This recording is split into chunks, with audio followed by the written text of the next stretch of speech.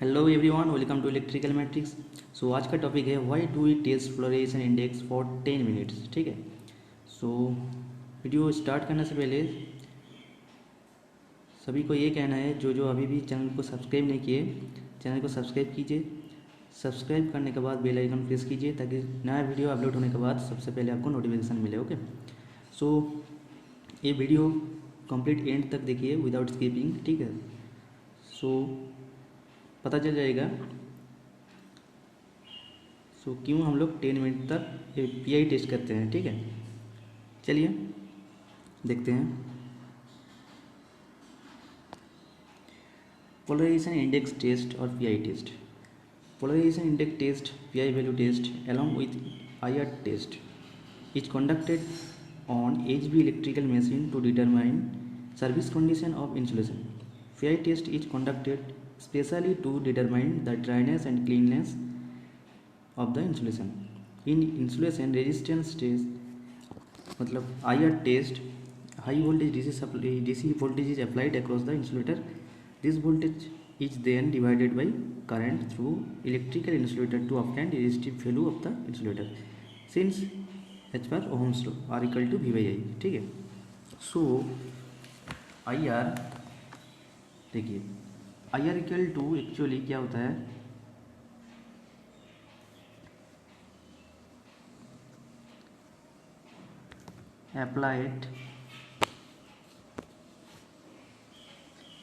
applied voltage by leakage current। Okay.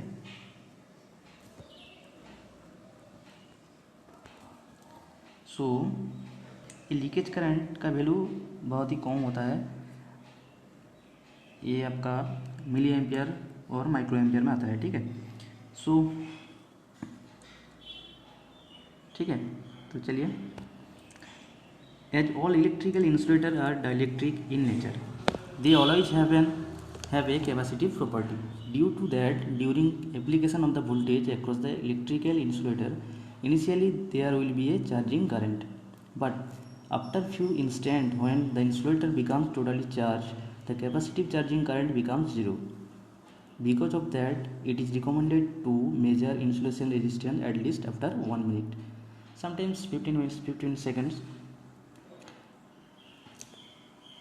from the instant of application voltage across the insulator. Only measuring insulation resistance by megar may not always give the reliable result, as the resistive value of electrical insulator may also vary with temperature. ठीक है। सो temperature के साथ में ये very करता है उसका IR value. ठीक है, इंसुलेटर का। जो next, this difficulty is partially solved by introducing PI test और polarity index test। ठीक है। So we will discuss the philosophy behind the PI test below.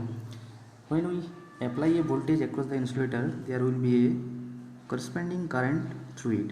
Although this current is tiny and it is milliampere or microampere, sometimes it has mainly 4 components। ठीक है। Number 1 capacitive component, number 2 conductive component, number 3 surface leakage component, number 4 polarisation component. ठीक है। So let's discuss one by one. ठीक है, चलिए। एक number capacitive component. When we apply DC voltage across an insulator, because of its dielectric nature, there will be an initial high charging current through it. This current decays exponentially and becomes zero after some time. This current exists for initial 10 seconds of the test, but it takes nearly 60 seconds to decay totally, internally। ठीक है। सो ये हो गया capacitive component, capacitive current. ठीक है। Next, conductive component. This current is purely conductive in nature, flow through insulator as if the insulator is purely resistive. This current is direct flow of electron. Every insulator has this component of electric current, since in practice every material in this universe persists some conductive nature। ठीक है। सो हर material का एक तो conductive nature होता है, ठीक है। So this conductive current remains constant throughout the test, ठीक है। ये हो गया कंडक्टिव कंपोनेंट और कंडक्टिव करंट, ठीक है।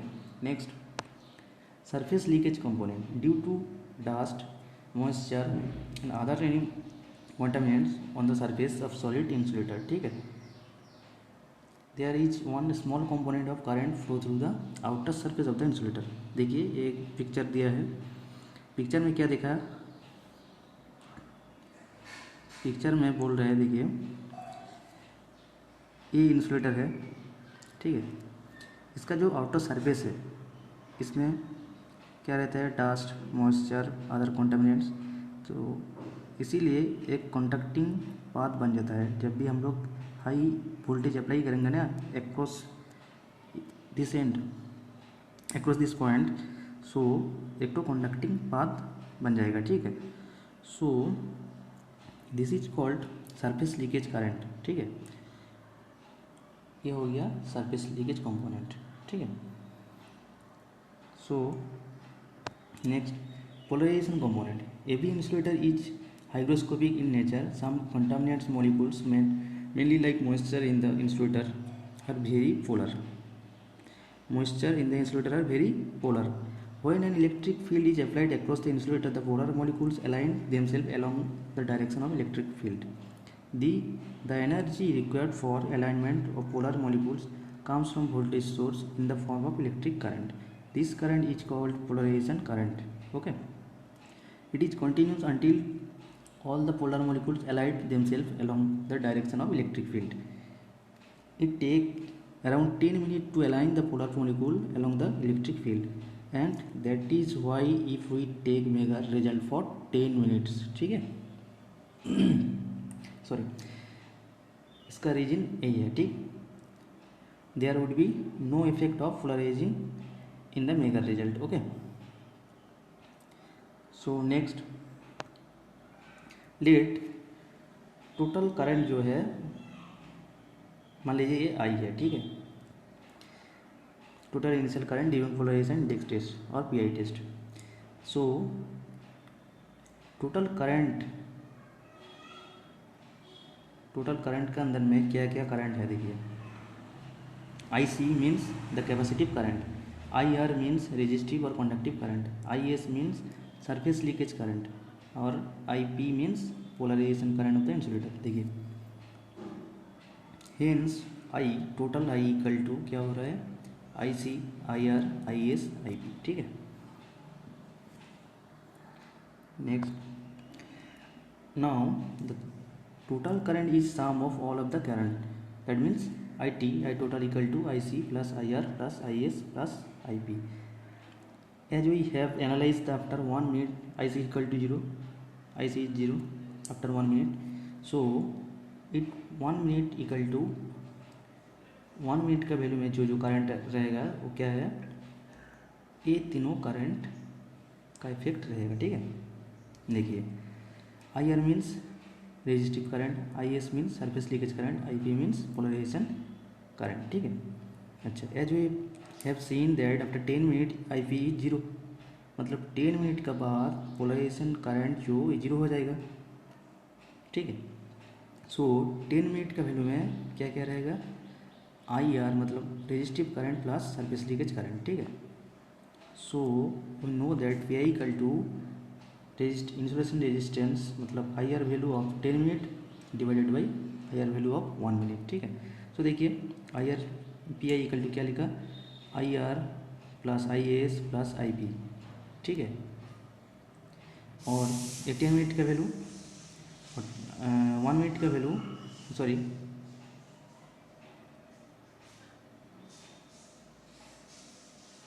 10 minute का वैल्यू डिवाइडेड बाई 1 minute का वैल्यू, ठीक है। सो ये हो गया आपका पी आई, ठीक है।